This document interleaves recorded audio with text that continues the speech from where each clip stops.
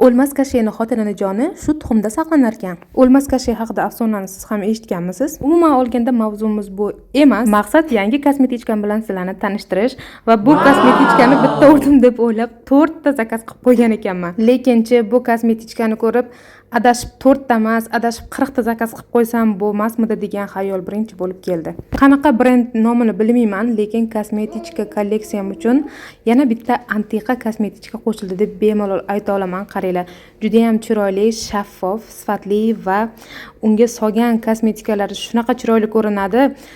Xursand bo'lib ketganimdan o'sha kosmetikalarni ham erinmasdan olib kelib olib ko'rsatdim. Mana shunaqa qilib joylashtirgandan keyin bilib qoldim, kosmetikalarni teskari joylashib qolgan ekan.